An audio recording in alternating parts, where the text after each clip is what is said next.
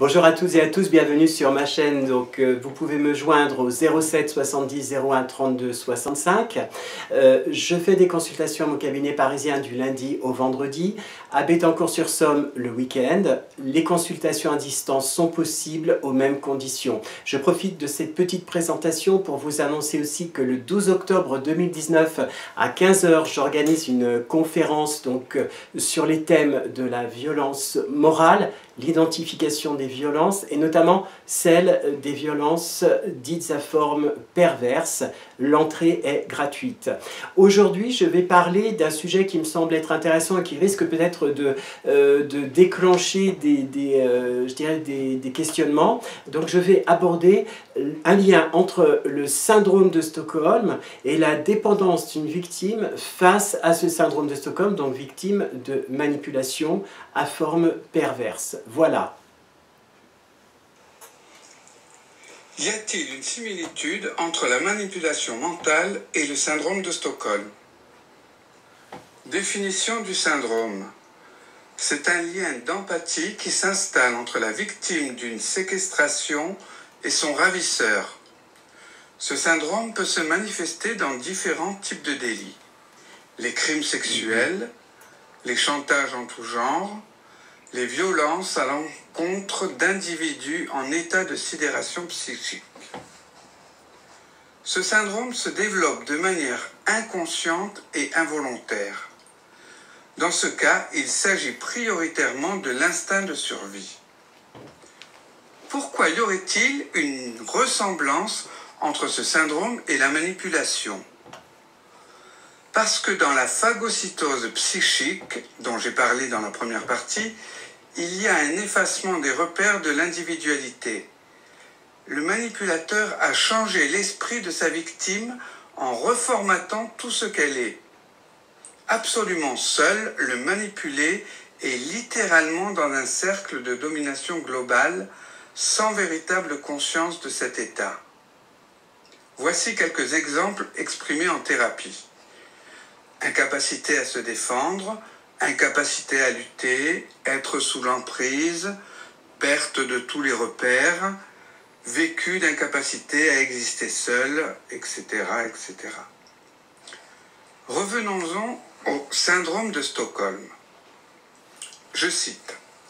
Celui-ci apparaît dans une situation de stress extrême et d'intensité puissante.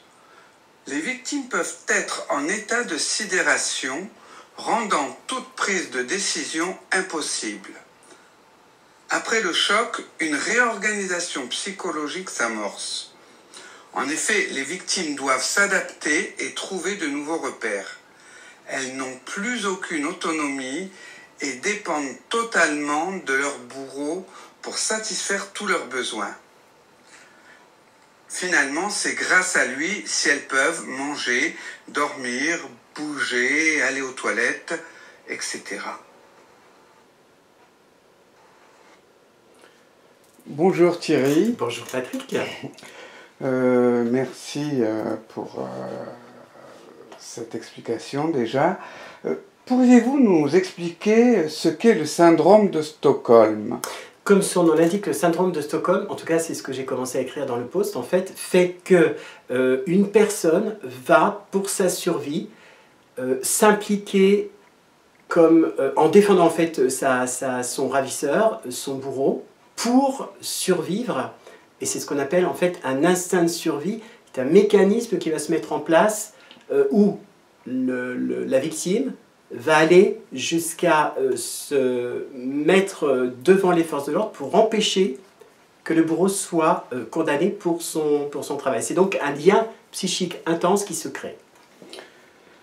Et pourriez-vous nous expliquer l'histoire du syndrome de Stockholm? Alors, l'histoire du syndrome de Stockholm, elle n'est pas très longue dans le temps. En fait, il faut savoir que ce syndrome a été analysé lors d'une prise d'otage en Suède, d'où son nom, syndrome de Stockholm, où quatre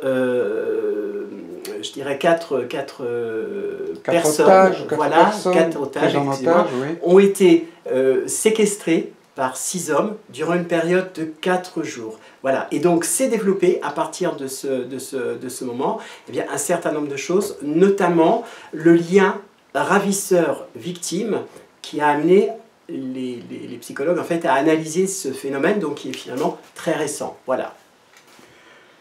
Et pourriez-vous nous dire ce qu'est la phagocytose?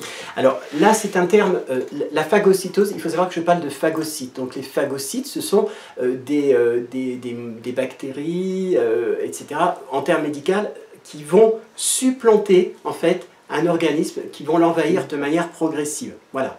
La phagocytose, au sens figuré que j'utilise en fait dans mes articles, a pour but de démontrer que la personnalité d'un individu va, de manière progressive, supplanter son hôte. Voilà, donc c'est en fait quelque chose pour moi qui est relativement important et qu'on peut utiliser des deux façons en fait, hein. Mais à la base, c'est un terme médical. Et alors, quel lien y a-t-il entre le syndrome de Stockholm et la phagocytose?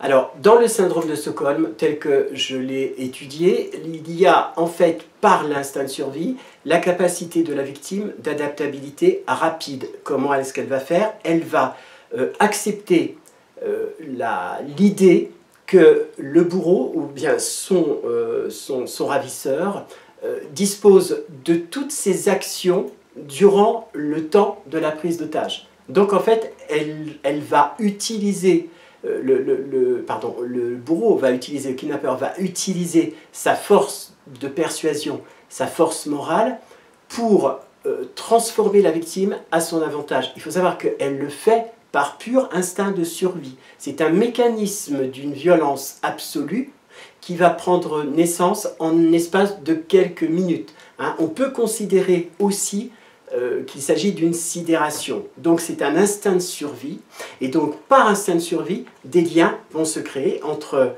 les personnes, entre la victime et le bourreau, pour s'adapter, pour sa survie.